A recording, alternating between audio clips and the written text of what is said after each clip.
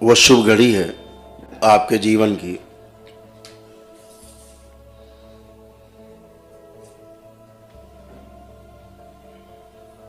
जिसके लिए बार बार मनुष्य जन्म लेता है।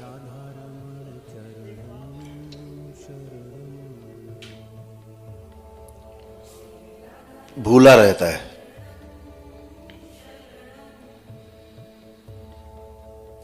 ठीक से देखें तो मनुष्य का जो जन्म है वो बेहोशी में होता है,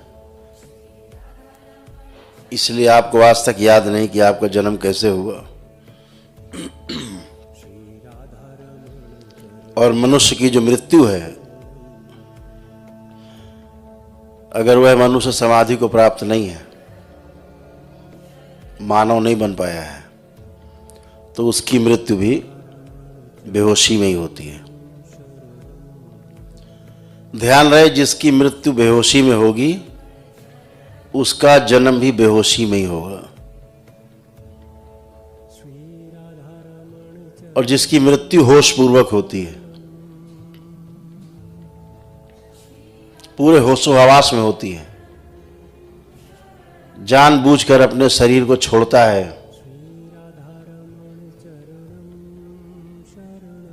शिव की बताई हुई 112 विधियों में से किसी एक विधि में पारंगत होकर होश पूर्वक पूरे होशो हवास में अपने इस शरीर का त्याग करता है, तो अगर वो कभी जन्म लेता है तो होश में ही जन्म लेगा। उसे पता रहेगा मैं कहाँ था, मेरी यात्रा कहाँ थी, मैंने अपनी यात्रा कहाँ छोड़ी थी।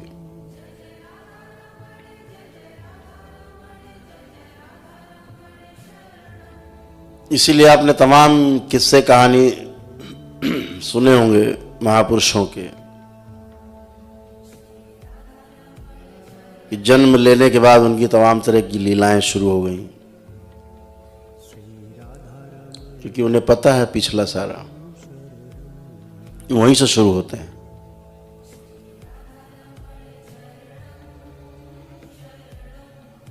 तो जिस लिए जन्म आपका हुआ आपको पता नहीं, क्योंकि बेहोशी में मृत्यु हुई और बेहोशी में जन्म लिया है।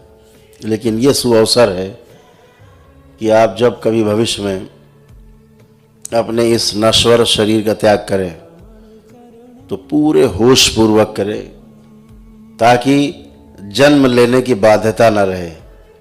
जन्म अगर लेना भी है तो पूरे होशो हवास में लेना है, जन्म नहीं लेना है तब भी होशो हवास में अपने को आगे बढ़ाना है, और इस मानव समाज को भी आगे बढ़ाना है, सृष्टि को आगे ले जाना है। आज जिस तंत्र दीक्षा में आप दीक्षित होने जा रहे हैं, यह तंत्र दीक्षा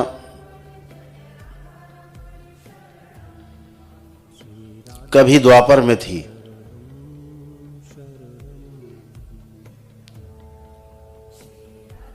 जो आज आप उसमें सम्मिलित होकर के अपने और अपने कुल को आगे ले जाने का काम करेंगे, आगे आने वाली पीढ़ियों के माइलस्टोन बनेंगे। इस पृथ्वी पर अभी वह विधि उपलब्ध नहीं। यह आपका पहला चरण है तंत्र दीक्षा का।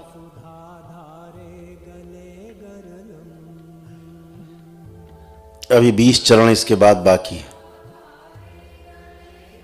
कुल 21 चरण है। प्रत्येक चक्र के 3-3 चरण हैं, और आपके जो 7 चक्र हैं, मूलाधार, स्वाधिष्ठान, मणिपूरक, अनाहत, विशुद्धि, आज्ञा और निर्वाण,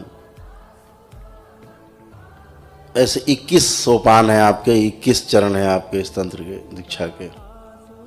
अभी आप पहली सीढ़ी पर कदम रखने जा रहे हैं। आपके तमाम गुरु भाई कुछ आपसे आगे निकल गए हैं, दीक्षा लेके, और बहुत ही अच्छा कार्य कर रहे हैं।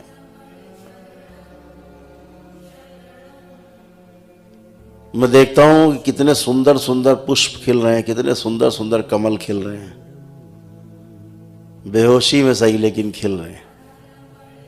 उन्हें पता ही नहीं कि क्या खिला रहे हैं वो।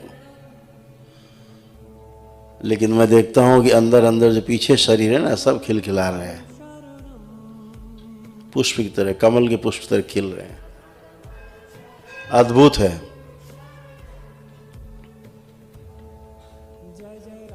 बहुत से लोगों में ये हो सकता है कि अपने इस नश्वर शरीर को ठीक करने के लिए हम दीक्षा ले लें, लेकिन यह तो एक बाय प्रोडक्ट है। अगर पीछे के शरीर स्वस्थ है, प्रसन्न है, तो ये स्थूल शरीर तो स्वस्थ और प्रसन्न रहेगा ही रहेगा।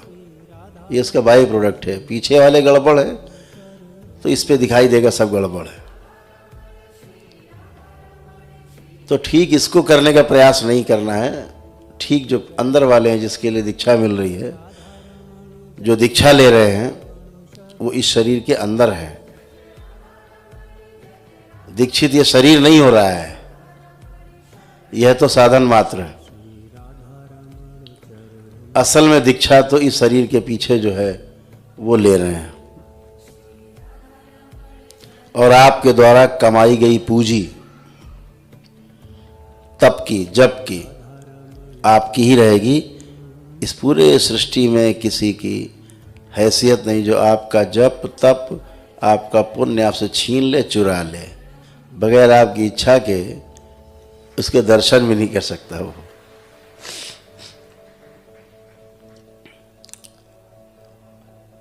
इतने जबरदस्त कवच से आप चारों ओर से आबद्ध हैं कि कुछ भी ऐसा नहीं जो आपकी आंखों के सामने से गुजर जाए, आपको पता न लगे।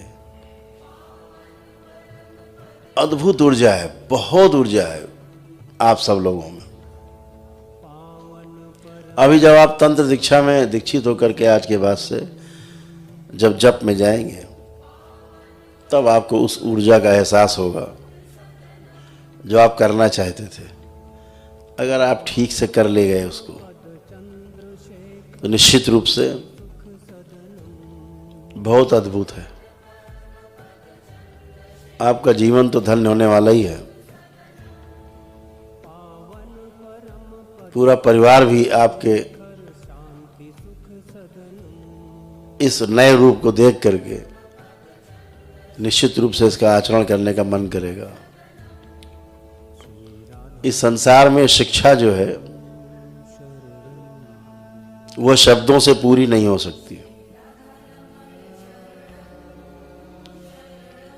शिक्षा का जो देने का जो मेथड है, विधि है,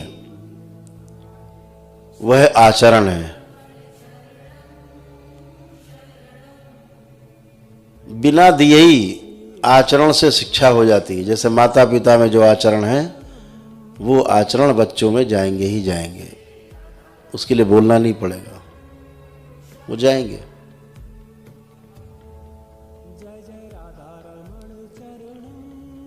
आचरण जीवन में देखिए आप, कभी जो जीव जंतु हैं उनमें जो आचरण है, उनके आगे होने वाली जो संतानें हैं, संतति है, वह उसी प्रकार के आचरण करती है जैसे उसके माता पिता कर रहे होते हैं। शिक्षा देने के लिए कोई गुरुकुल नहीं खुला उनका।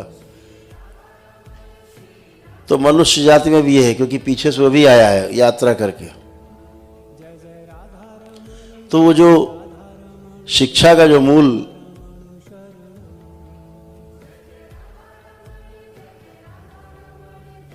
जो अस्त्र है, शिक्षा का जो मूल वो है आचरण। आप जैसा आचरण करते हो, परिवार आपका आचरण स्वीकार करता है। जैसा आचरण गुरु का होगा, शिष्य उसको उसी आचरण में अपने को ढाल लेता है, कहना नहीं पड़ता है। तो ऐसा ही बनना है। आप पीछे से बहुत कुछ देख के आए हो, बहुत कुछ झेल के आए हो अपने जीवन में, तमाम कीचड़ से तमाम कर्म भोग काट के आप यहाँ तक आए हो। जब आप दीक्षित होकर के और जब करेंगे, आपके सामने तमाम चीज़ें ऐसी आएंगी पुरानी पुरानी जो आपको याद भी नहीं है। उससे घबराना नहीं है, ये समझना है कि आप ही हो जो पीछे का भूला हुआ है, बिसरा हुआ है, निकल रहा है। भोग है, कट रहे हैं, कर्म भोग है, जा रहे हैं, कर्म स्मृतियां हैं, नष्ट हो रही हैं। उनको बस देख करके मस्ती करना है, जाने देना है। बहुत ऐसे से विचार आएंगे, ऐसी सी चीज़ें दिखेंगी आपको, सोच विचार में आएंगी कि आप सोचोगे अरे हमने तो कभी सोचा ही नहीं ऐसा, लेकिन है सब आप ही का मटेरियल इकट्ठा किया हुआ पिछले जन्मों का।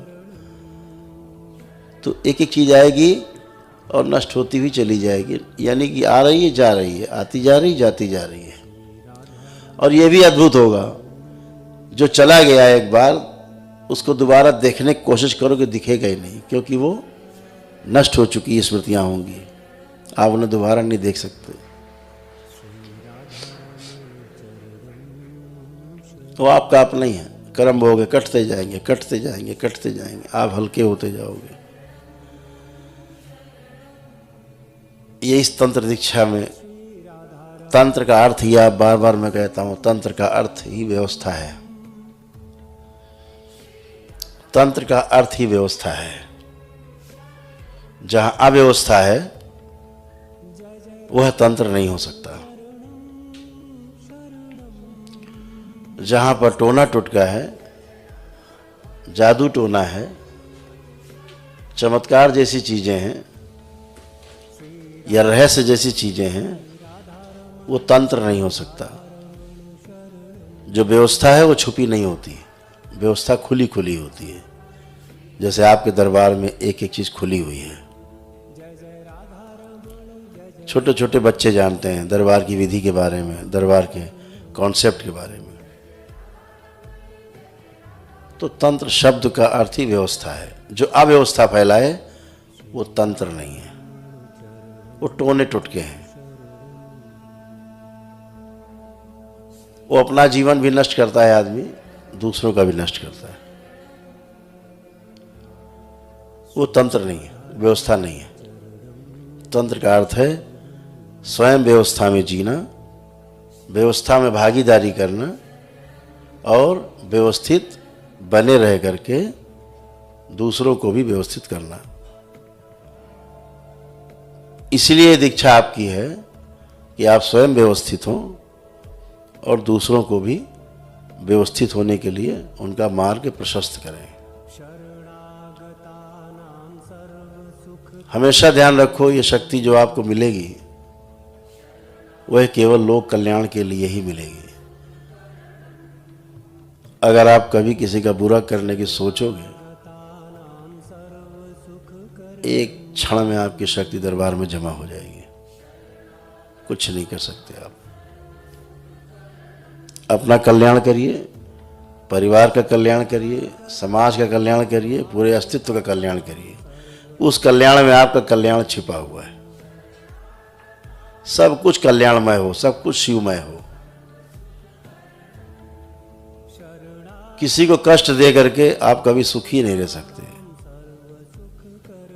सबसे पहले उस कष्ट का भागीदार आप स्वयं होंगे, तब दूसरे को कष्ट मिलेगा। ये हमेशा ध्यान रखिए।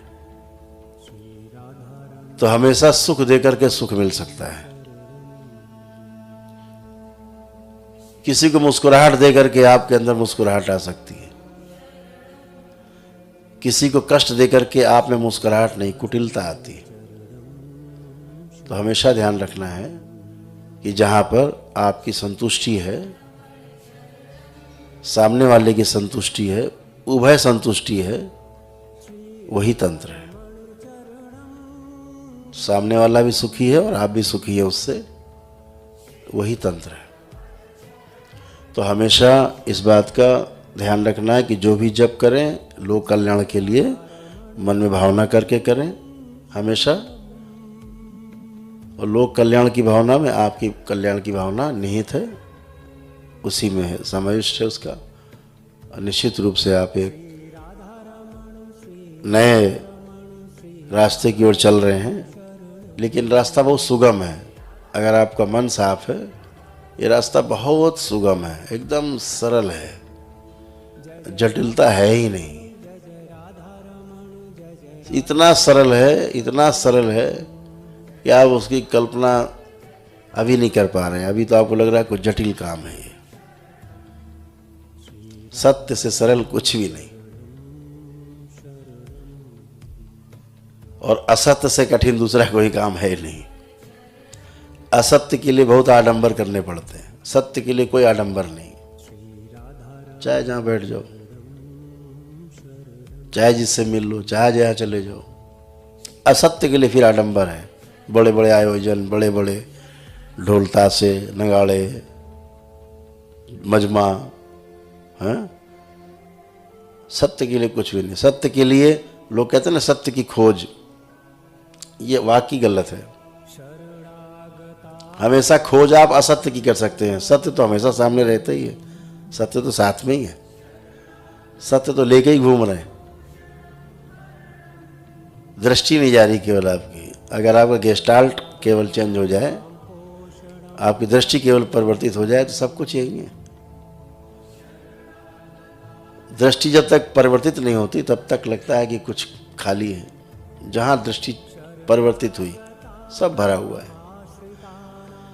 तो हमेशा ध्यान रखना है कि लोक कल्याण के दृष्टि से आपको आगे बढ़ना है। ये आप पहला चरण है, आपकी पहली सीढ़ी है आपकी। आप सभी का मंगल हो, कल्याण हो, शुभ हो। तैयार हो जाएं सभी लोग। अपनी दोनों हथेलियां अलग अलग करके रखें, अपने पैरों पे अलग अलग। आंखें बंद करेंगे। सभी लोग अपने अपने हृदय में भगवान भोलेनाथ को ध्यान करें। शक्ति स्वरूपा माता कामाख्या को प्रणाम करें, गुरु माता को प्रणाम कर लें, बाबा को प्रणाम कर लें।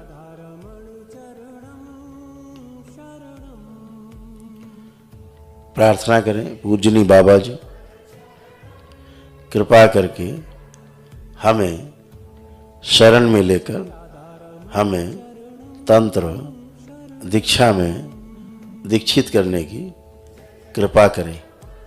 हम आपके समक्ष संकल्प लेते हैं कि मैं सदैव अपने इस जप तप और प्राप्त विद्या और शक्तियों का प्रयोग मनुष्य जाति की भलाई के लिए ही करेंगे और सदैव इसके लिए तत्पर रहेंगे। कभी भी किसी का अनिष्ट करने की नियत से कोई कार्य इच्छा नहीं करेंगे। हम सदैव लोक कल्याण की भावना से ही कार्य करते रहेंगे। यदि हम कभी किसी का अनिष्ट करने की कोशिश करें, तो कृपा करके हमें इस दुष्मार्ग से बचाने की कृपा करिएगा और हमारी सभी शक्तियाँ दरबार में जमा कर लीजिएगा, ताकि हम किसी का अनिष्ट करके अपनी मुक्ति का मार्ग बंद न करने पाएं। हम सदैव आपकी शरण में हैं, शरण में रहना चाहते हैं, शरण में रहेंगे। आपकी कृपा हम सब पर बरसती रहे। हम सदैव आपके ऋणी रहेंगे। हमें आप सतमार्ग पर चलाते रहने की कृपा करते रहेंगे। आपकी बड़ी कृपा होगी। ओम। इनका संकल्प पूरा किया जाए। इन सभी लोगों को इनके परिवार से तोड़ करके डीएनए ऊर्जा पथ से तोड़ दिया जाए सभी लोगों को। ओम शिव। अलग किया जाए तोड़ के सभी को।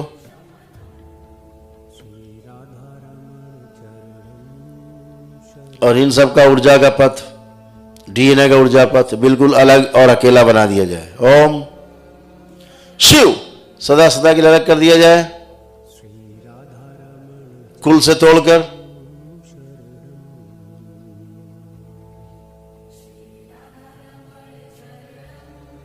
और इन सभी को शिवलोक से जोड़ दिया जाए छोर से।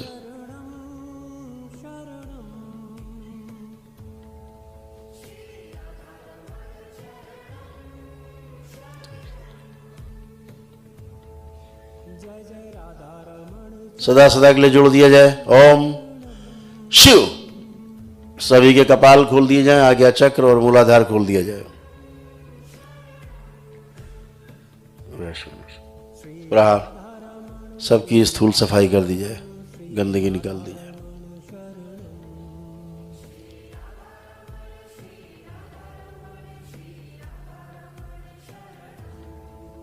नष्ट कर दी जाए स्थूल रूप से सारी गंदगी।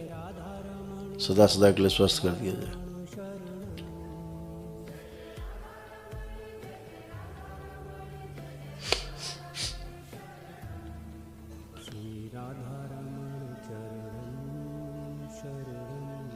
मेरे 3 बोलते एक साथ निकाल के बाहर कर दे। 1 2 3। शिव।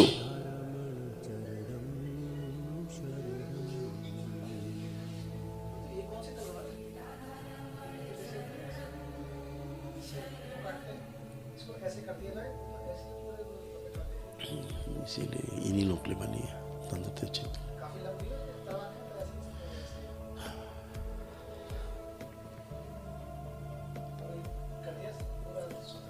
खड़ग है मां।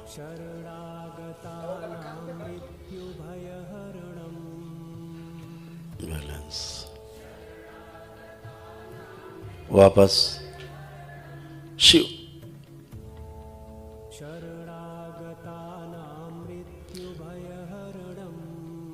सभी के कपाल, मूलाधार और आज्ञा चक्र से बंद कर दिए जाए।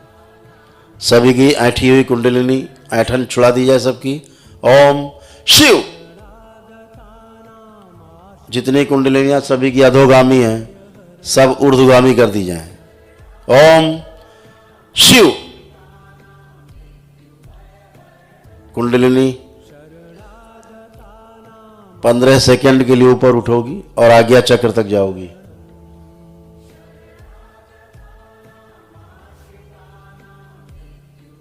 ओम। आज्ञा चक्र खोला जाए सभी का। शिव। सारी गंदगी, सारी सूजन, काली मां खींच के ऊपर लाई जाए मस्तिष्क में। मस्तिष्क लाई जाए खींच की सारी सूजन जड़ कर दी जाए। जड़ करके सब आज्ञा चक्र से बाहर निकाल ली जाए। ओम शिव। नष्ट करके शिव को आंख खिला दी जाए। कुंडलिनी 3 सुनते ऊपर को चढ़ोगी। 15 सेकंड के पश्चात वापस नीचे अपने स्थान पे स्थिर होगी। पूरा रास्ता साफ करोगी। ओम। गणेश द्वार खोल दिया जाए इन सबका। ब्रह्म ग्रंथि खोल दी जाए और विष्णु ग्रंथि खोल दी जाए सभी की। ओम शिव। 1 2 3। कुंडलिनी ऊपर चढ़ो। सभी लोग रीढ़ की हड्डी सीधी।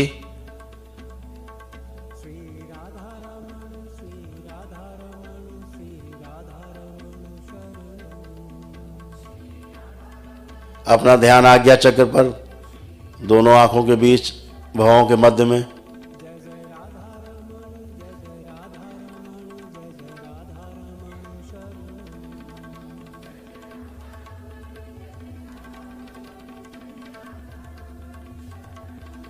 ओम।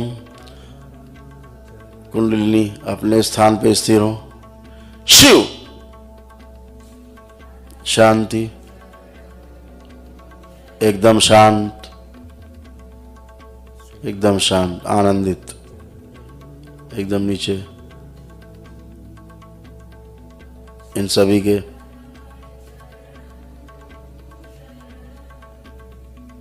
विष्णु ग्रंथि, ब्रह्म ग्रंथि बंद की जाए, गणेश द्वार बंद कर दिया जाए। बैलेंस ये इनके केवल तप के पुण्य से ही खुलेगा, आवश्यकता अनुसार। बैलेंस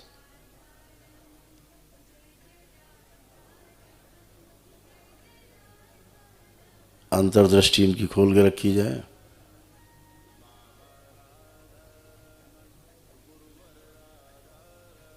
आपका ध्यान आपके मस्तक पर, आज्ञा चक्र पर, दोनों आँखों के भवों के मध्य बीच में, जहाँ महिलाएं बिंदियाँ लगाती हैं, बिल्कुल वहाँ पर रहे। सिर्फ वहीं स्थिर होइए।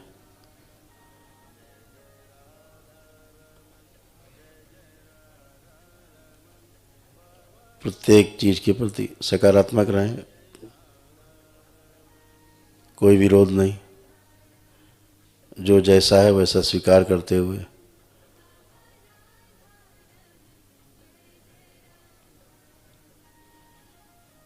ओम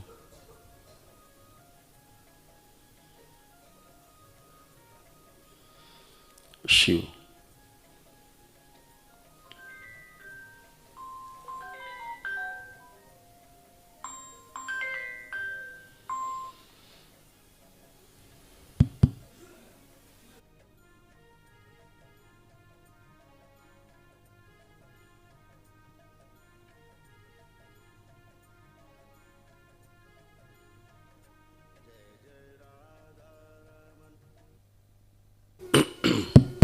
ओम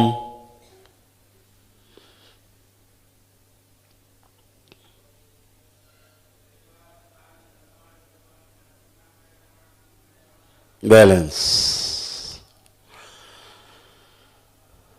अपनी दोनों हथेलियां आपस में रगड़ें, अपनी आंखों पे रखें, ऐसे 3 बार करें। तत्पश्चात धीरे धीरे अपने अपने नेत्र खोल देंगे। पुनः आंखें बंद करें। ओम। तंत्र दीक्षा में दीक्षित होने जा रहे हैं सभी दरबार के बाबा के शिष्य, इन सभी को अलग से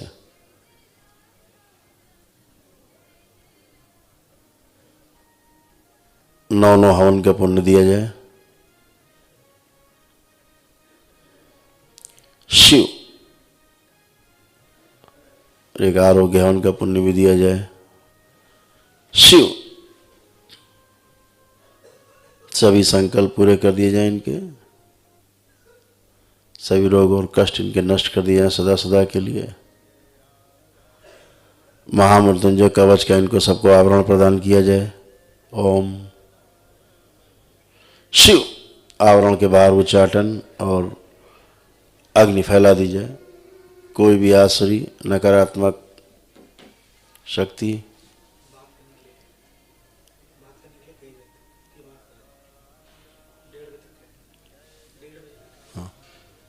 आएंगे।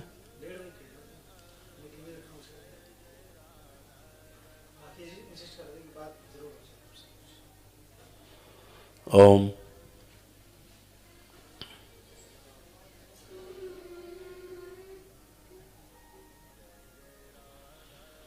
कोई भी आसुरी और नकारात्मक शक्ति, उनकी स्मृतियां, उनकी इच्छा विचार आशाएं ना तो इनमें कभी प्रवेश कर सके और ना ही कोई प्रभाव डाल सके। बैलेंस। कोई ऐसा करने के बाहर कोशिश करे, उसे बाहर ही संगार कर दिया जाए। बैलेंस।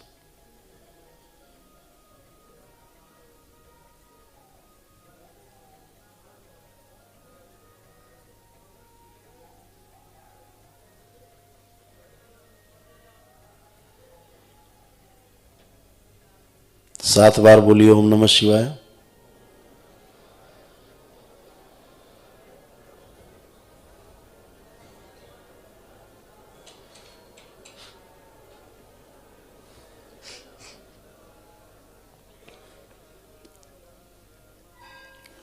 दोनों हथेलियां आपस में रगड़ के आंखों पे रखें, पुनः 3 बार ऐसा करें।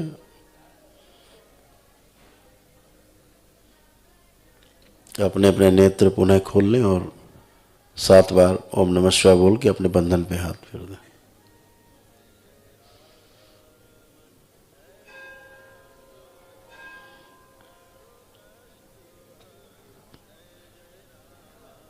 एक दो चीजें आपको सिर्फ बतानी है, वो ध्यान से सुनेंगे। जैसे मंत्र में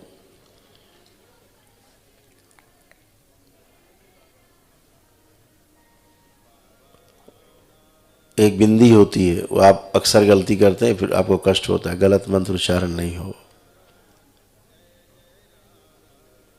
अंग की बिंदी लगी होती है तो हमेशा आप ना पढ़ते हैं। जैसे कोई भी संदीप लिखा होगा तो सा के ऊपर अंग की बिंदी रखी होगी तो आप ना बना के पढ़ेंगे, संदीप करेंगे। बीज मंत्र में यह मां होता है, हलंत है, आधा मां हलंत। तो जैसे कोई एक अक्षर है, हा है, ह्रीम, तो ह्रीम नहीं पढ़ना, ना नहीं, जीभ जो है दांतों में नहीं लगनी, ह्रीम होंठ बंद होने हैं। जैसे ऐम, अगर ए है, ए की बिंदी रख, ए की मात्रा लगी है और बिंदी रखी है उसके ऊपर, तो पढ़ने वाली भाषा में ऐन आदमी पढ़ेगा, एंग एंग करेगा, एंग नहीं है, ऐम, मुंह बंद हो जाएगा, ऐम है ना। तो ह्रीम, श्रीम, श्री के ऊपर अंग की बिंदी रखी है तो श्रींग नहीं है, श्रीम, मुंह बंद हो जाएगा, ठीक है ना। श्रीम, ऐम, तो माँ है वो, ठीक है। इसका विशेष ध्यान रखेंगे कि आपके बीज मंत्र में इस तरह की चीज़ें कई जगह होंगी जो आपको शुद्धता के साथ उच्चारण करना है, ठीक है। अपना लिखा हुआ है अपने कहीं लगा लिया, मंदिर में चिपका लिया और वहाँ पढ़ लिया, बाद में हटा लिया, ऐसे है ना। चलिए, बहुत सुंदर है, वार्ता होती रहेगी। व्हाट्सएप ग्रुप बनने का टाइम आ गया है। वो है क्या नाम,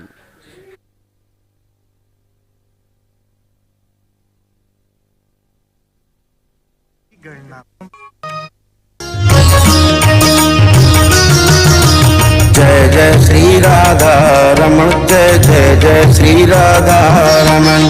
गणपति कार्तिक शिव गण बोले, जय जय श्री राधा रमण। जय जय श्री राधा रमन, जय जय श्री राधा रमन। ओमकार की नाद में गूंजे, जय जय श्री राधा रमण। जय जय श्री राधा रमन, जय जय श्री राधा रमन। बसंत पंचमी को सृष्टि बोले, जय जय श्री राधा रमण। ग्राम करौली की माटी बोले, जय जय श्री राधा रमण।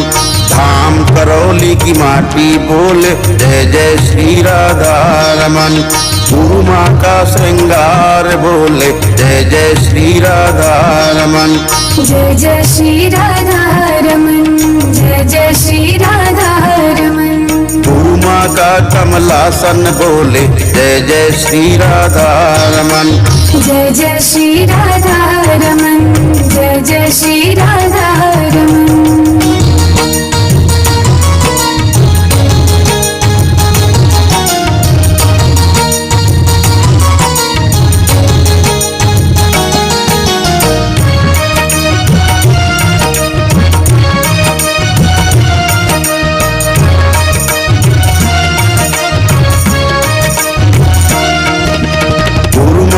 मुस्कान बोले, जय जय श्री राधा रमण।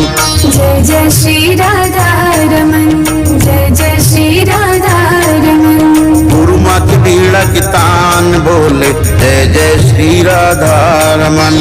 जय जय श्री राधा रमन, जय जय श्री राधा रमन। माँ कामाख्या मंदिर बोले, जय जय श्री राधा रमण।